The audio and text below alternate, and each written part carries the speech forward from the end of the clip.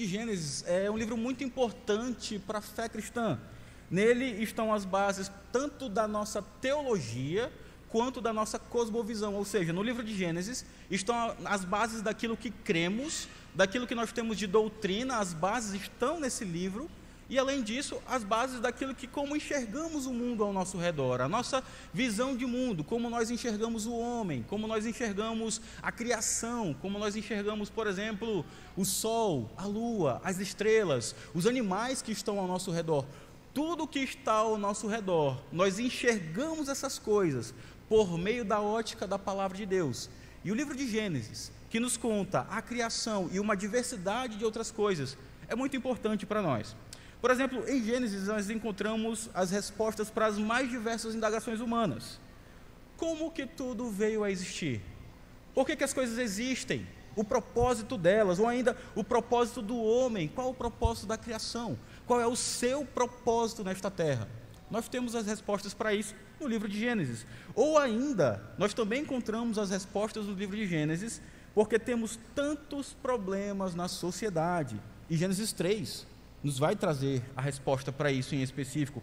Por que nós temos tanta doença? Por que nós temos morte, mortandade ao nosso redor? Por que nós temos tantos desastres? Por que nós tantas vezes passamos por necessidades? Por que nós pecamos tanto? Lutamos contra o pecado, mas pecamos tanto. Por que todas essas coisas acontecem? Nós encontramos as respostas disso em Gênesis. Gênesis também nos mostra quem nós somos. Nós somos criados à imagem de Deus. Mas também nos mostra o nosso grande problema. E qual é esse grande problema? O pecado. E Gênesis 3 nos vai demonstrar isso de forma muito clara. No entanto, o livro de Gênesis também nos mostra a solução para tudo isso. A solução para o nosso problema, para a nossa inimizade com Deus, a solução para o nosso pecado. E a solução é a redenção por meio de um mediador, alguém que seja o nosso representante diante de Deus. Porque a narrativa de Gênesis 3 nos mostra que nós fomos banidos da presença do Senhor no Éden. Nós vamos abordar isso de forma mais aprofundada domingo que vem com a graça do Senhor. Mas nós fomos banidos da presença do Senhor no Éden. Mas por meio do nosso bendito representante, que é perfeito mediador entre nós e o Senhor Deus, nós podemos nos achegar à presença do nosso Senhor e com confiança nos achegar ao trono da graça. Por isso que nós temos o privilégio de estar aqui agora, cultuando ao nosso Deus. Mas não pensando apenas de um modo mais geral sobre o livro de Gênesis e a sua importância no cânon bíblico, nas escrituras, mas pensando um pouquinho sobre o contexto, aquilo que temos antes de Gênesis capítulo 3, nós precisamos entender algumas coisas ainda para que o texto de hoje fique mais claro em nossa mente. A primeira coisa é que nós precisamos entender o propósito do livro. O livro de Gênesis foi escrito por Moisés para o povo de Israel no contexto do Êxodo. O povo foi liberto pelo Senhor Deus do Egito, estava naquela sua longa peregrinação no deserto, e então o Senhor Deus entrega, ou por meio da inspiração do seu Santo Espírito, ele entrega aquilo que deveria ser escrito a Moisés no livro de Gênesis. E o propósito disso é que o povo de Deus, o povo de Israel, fosse tirado da mente do povo de Israel toda aquela camada de paganismo. O povo ficou cerca de 400 anos ali no Egito, ouvindo sobre uma diversidade de formas, de como o mundo foi criado, uma diversidade de deuses que eram adorados, uma diversidade de divindades, um panteão gigantesco ao seu redor, diversas formas de culto. E então o Senhor Deus revela a sua palavra a Moisés, para que ele retirasse toda aquela camada de paganismo, e o povo entendesse quem é Deus, quem é o verdadeiro Deus, quem são eles, qual é a sua história, de onde eles vêm, por quem foram criados, o propósito da sua criação. Gênesis 1 começa mostrando como o Senhor Deus, o Deus Todo-Poderoso, ele criou todas as coisas em 6 dias, e no 6º dia criou a humanidade. E é interessante que o capítulo 1, no verso 31, você pode observar na sua Bíblia, ele termina dizendo que era tudo muito bom. Viu Deus, verso 31 do capítulo 1, tudo quanto fizera, e eis que era muito bom. O homem ele foi criado sem pecado, ele foi criado puro e com a capacidade de cumprir a ordem divina. E a criação era bela, era muito boa, não era só boa, mas muito boa. E então nós temos Gênesis 2. Gênesis 2 nos mostra uma criação bela e perfeita, mas o Senhor Deus, ele traz aqui mais alguns detalhes. há primeiramente como que um resumo de toda a criação, dizendo que antes não havia, mas depois passou a existir, e então dá alguns detalhes basicamente do 6º dia da criação. Isso que nós temos aqui em Gênesis 2. Fala que o Senhor Deus plantou um jardim e colocou o homem ali para cultivar e guardar aquele jardim, para trabalhar no jardim, trabalhar arduamente, inclusive. O jardim plantado no Éden, na região do Éden, era o lugar do encontro de Deus com a humanidade. Inclusive, alguns teólogos vão chamar de jardim-templo, ou de Éden-templo. O jardim era como que um protótipo do que depois vai ser o tabernáculo, depois vai ser o templo. Nós vamos trabalhar um pouquinho melhor sobre isso na próxima exposição. Mas o ponto é que ali naquele jardim bendito, belo, puro, perfeito, o homem encontrava-se com Deus. Deus vinha em direção ao homem na viração do dia, para ter ali o seu diálogo, a sua conversa, a sua comunhão com a humanidade criada por Ele.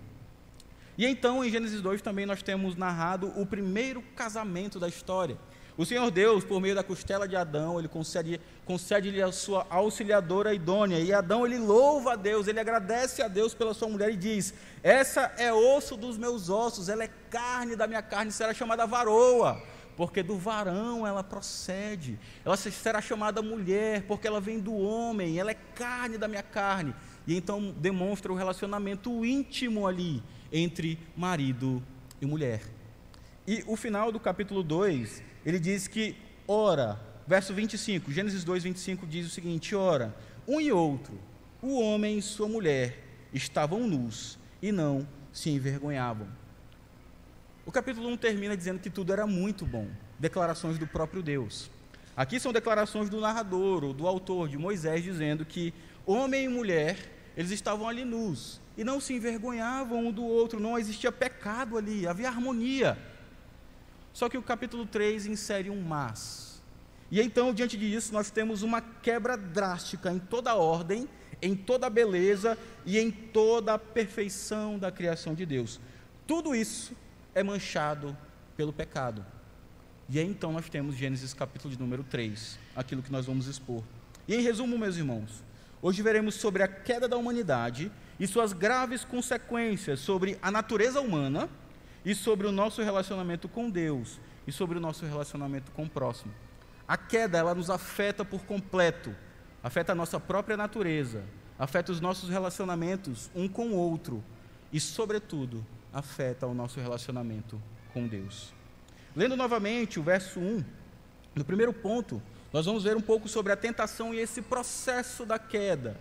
E eu vou chamar aqui de processo porque há todo um diálogo, e nós vamos ver isso de forma mais detalhada, entre a serpente com Adão e Eva, ali ao redor daquela árvore, e nesse diálogo nós vemos que eles vão cedendo, até o momento em que a queda, ela é, por assim dizer, consumada, no verso de número 6. Primeiramente, pensando sobre a tentação e o processo da queda, relendo a primeira parte do verso 1, diz o seguinte: mas a serpente, mais sagaz que todos os animais selváticos que Yahvé Deus, ou que o Senhor Deus tinha feito. Moisés, ele começa o capítulo 3 com um mais, para justamente demonstrar essa quebra. Havia perfeição, havia harmonia, não existia pecado, tudo era belo, testemunho do próprio Deus. Mas então é inserida uma quebra, é demonstrado aqui um contraste de tudo aquilo que foi exposto nos 2 primeiros capítulos para aquilo que vai ser exposto a partir de agora e em toda a narrativa das Escrituras. Nós vemos que há uma quebra por meio do pecado, da queda da humanidade, e a consequência no capítulo 4, logo depois, é o primeiro assassinato. Depois, o primeiro homem que é bígamo e também um assassino. E assim por diante, nós vemos derrocada após derrocada, nós vemos o dilúvio, nós vemos a Torre de Babel, nós vemos o povo de Israel eleito do Senhor, mas tantas vezes adorando a outros deuses, se prostituindo diante dos deuses das nações ao seu redor. Assim como nós mesmos, tantas vezes desonramos o nosso Deus. Nós vemos aqui o desenvolvimento da narrativa bíblica, demonstrando a quebra que o pecado traz do nosso relacionamento com o Senhor. E então ele traz aqui um novo elemento. Ele fala do jardim, ele fala da beleza do jardim, ele fala da serpente agora. No capítulo 3, verso 1, ele fala da serpente mais sagaz que todos os animais selváticos pelo Senhor. Ele descreve aqui um animal. E, meus irmãos, eu não vou entrar aqui nas teorias específicas que coisa para poder debater sobre a serpente, se ela tinha patas e depois deixou de existir as patas como parte da punição. Nós não vamos entrar em